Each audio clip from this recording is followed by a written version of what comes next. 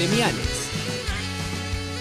Último tramo de Todo es Política, la emisión oral del portal web infotep.com.ar, y ahora, como estuvimos anunciando en el comienzo del programa, vamos a introducirnos un poco en la segunda entrevista que tiene que ver con lo gremial y particularmente con el Instituto Nacional de Tecnología Agropecuaria, porque hay un clima de mucho optimismo, ya que luego de muchos años de lucha llegó el día tan esperado y se logró la incorporación a pase a planta de más de 900 trabajadores y trabajadoras. Para analizar un poco cómo está el sector, estamos en contacto telefónico con Paulo García, quien es secretario general del gremio de Apinta Seccional Castelar. Buenas noches, Paulo, ¿cómo estás? Ángela Tobar te saluda. ¿Cómo andas, Ángela? Buenas noches a toda la audiencia.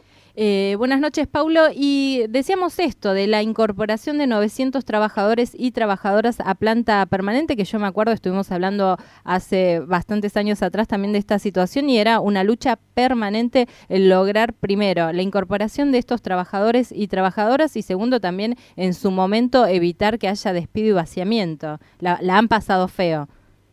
La hemos pasado feo durante los 4 años, digamos, del macrismo, a partir del Ministerio de Modernización. Sí. Decían que en el INTA sobraban 1000 personas, sobraban 1000 trabajadores. Bueno, nosotros, el convenio sectorial del INTA se firmó en el 2006, pero se puso en funcionamiento, digamos, en el 2007, y antes que veníamos el menemismo, digamos, con el Ministerio de Economía de Caballo, estaba la planta congelada de la planta de personal, bastante también diezmada, digamos, sí. Y bueno,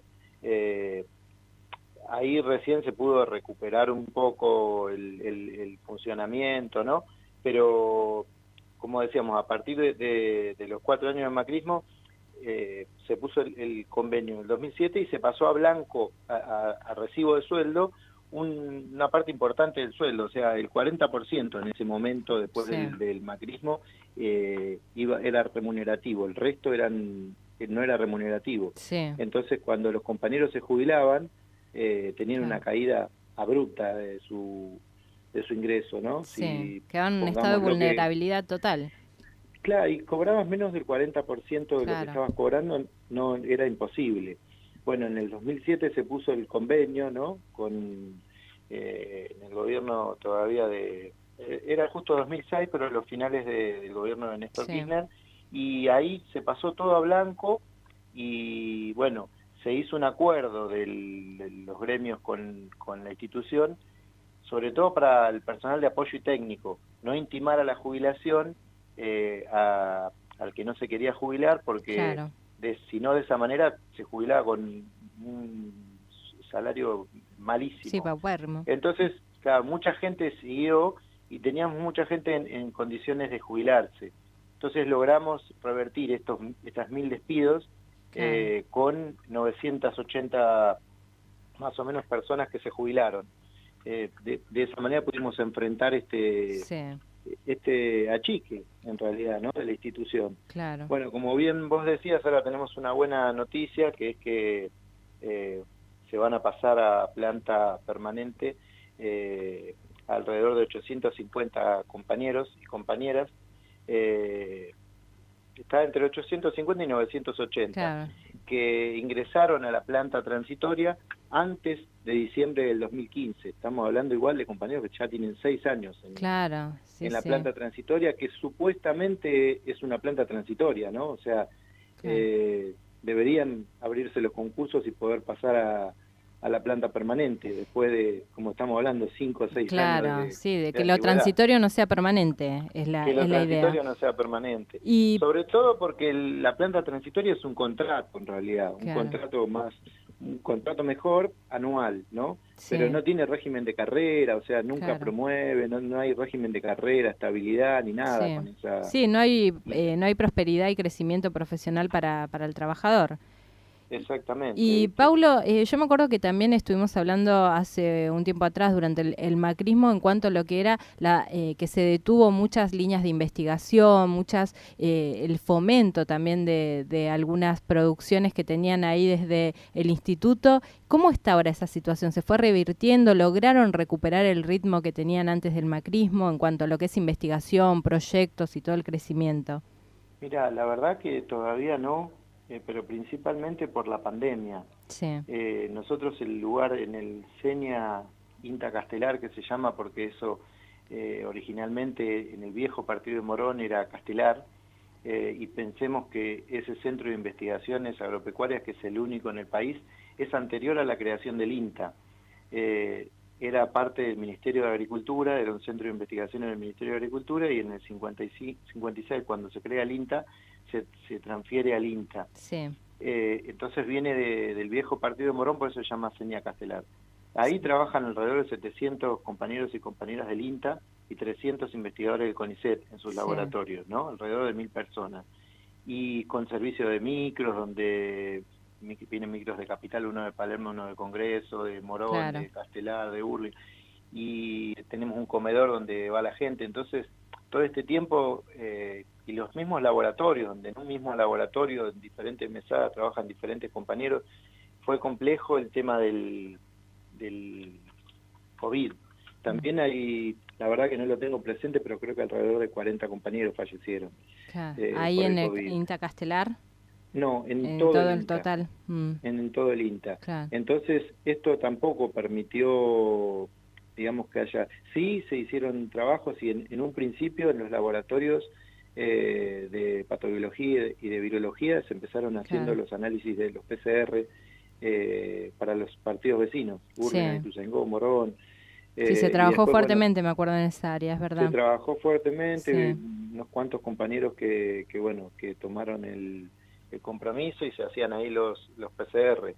Pero bueno, ahora estamos volviendo también a un tema presupuestario y mucho de, digamos, de los insumos, o sea, los reactivos, todo esto están en dólares, entonces, Claro. digamos, recién este año se está elevando el presupuesto nacional y se le está asignando mayor partida presupuestaria al INTA, pero como parte del Estado, digamos, esto es lento.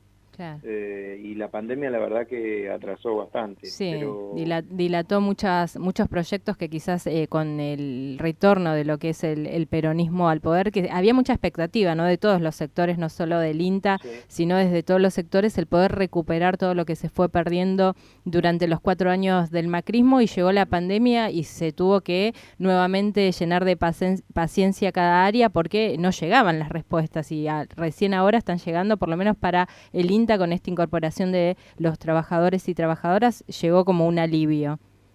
sí, también en este contexto que vos me preguntabas, seguimos teniendo algunos inconvenientes que, sobre todo, el INTA como Instituto Nacional de Tecnología Agropecuaria, un organismo descentralizado del Ministerio de Agricultura, Sí, pero que tiene un consejo directivo.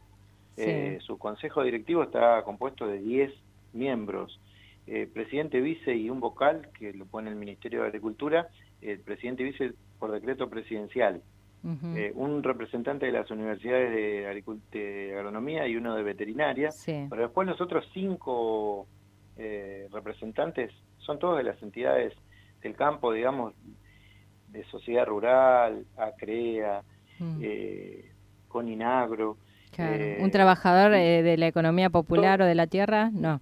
no, Claro. exactamente, y es lo que venimos peleando desde hace mucho, ampliar ese consejo directivo y que haya representantes de otros sectores, sobre Claro. todo de la agricultura familiar, de la agricultura campesina, indígena. Mismo nosotros como trabajadores venimos exigiendo también una participación en ese consejo directivo. Pensemos que hasta tienen unos sueldos millonarios y son representantes de la oligarquía, del poder más Claro. concentrado. Sí. Y eso, bueno, todavía no lo pudimos revertir, ¿no? ¿Y qué falta para Y revertir eso, Paulo? y decisión política, hay que cambiar la ley de creación del INTA. En la última dictadura militar se puso el último de los representantes digamos, del poder concentrado del campo, y bueno, de ahí para acá no logramos que haya representantes, como decimos, de la metalmecánica, de diferentes actores que sí están presentes en la agricultura. Sí. Pero bueno, es justamente este consejo directivo es el que delinea las políticas de la institución, las líneas de investigación. Claro, y y todo cómo eso. no vas a tener una mirada desde el trabajador de la tierra, la agricultura familiar, que es justamente también lo que se está tratando de potenciar en esta nueva realidad.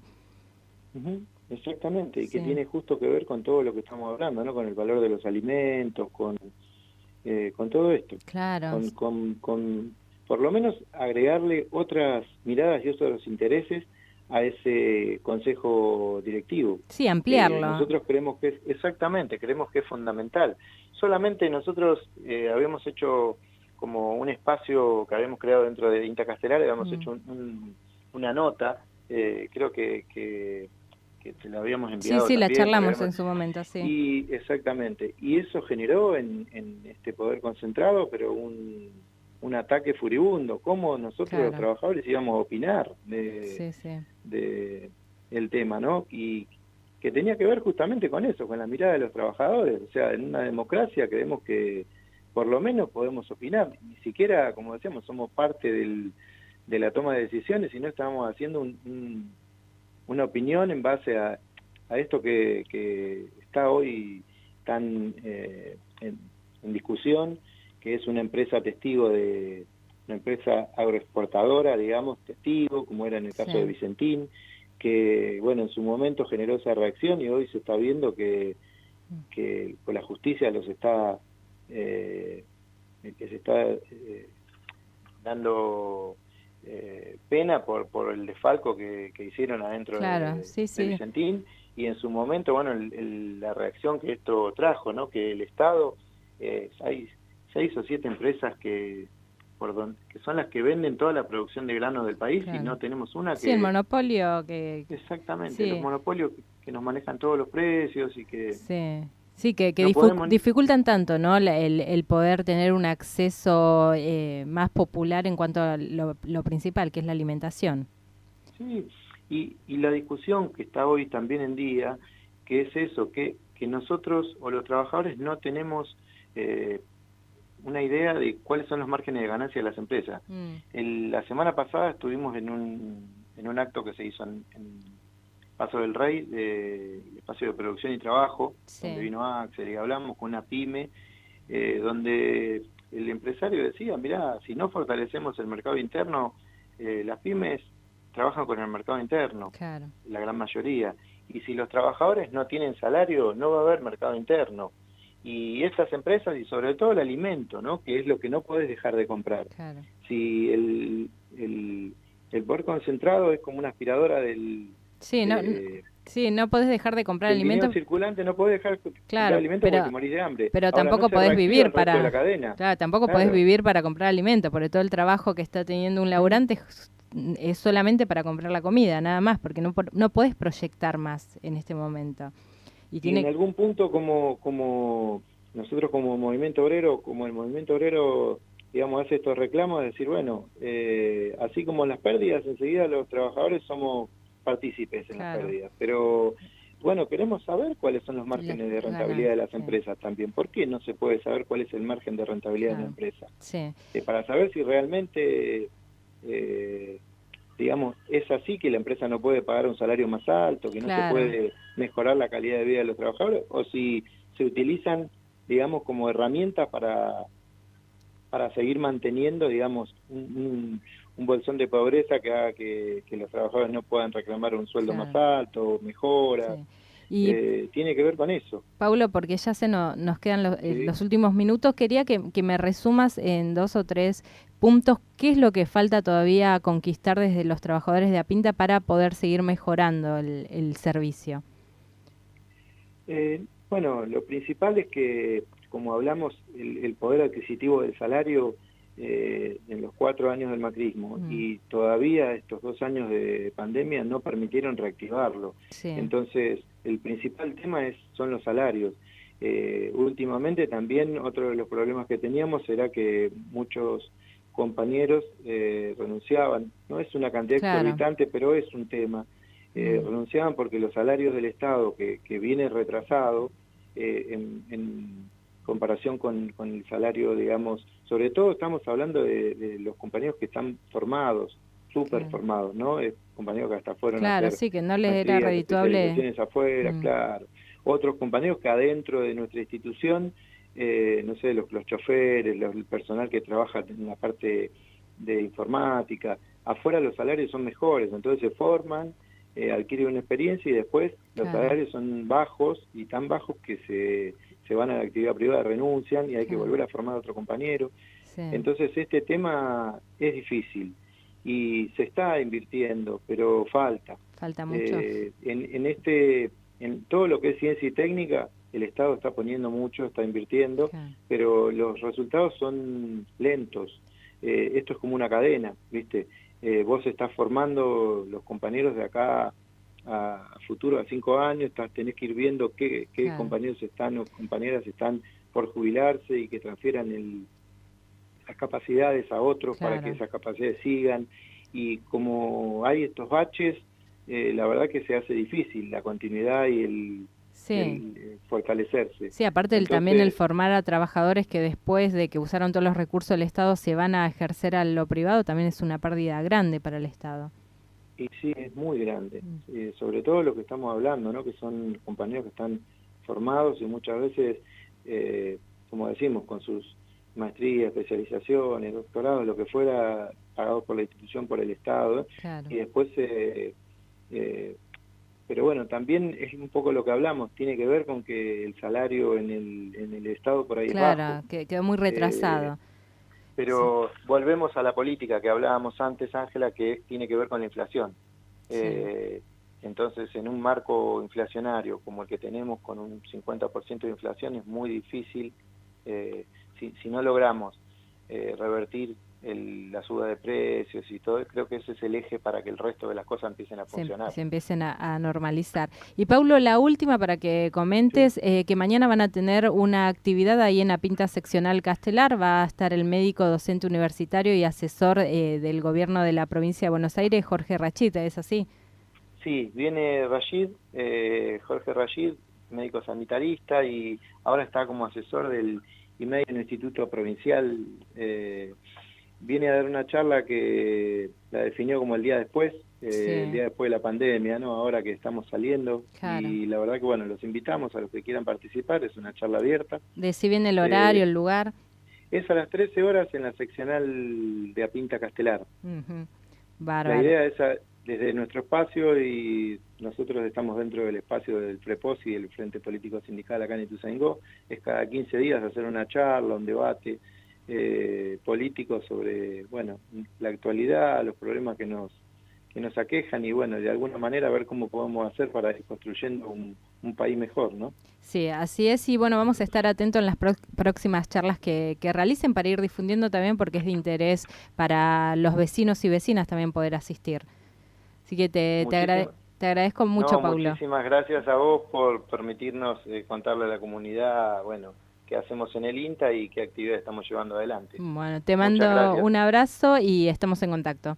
Un abrazo para todos los oyentes y para los compañeros de Apinta. Gracias. Estuvimos charlando con Paulo García, quien es secretario general del gremio Apinta Seccional Castelar.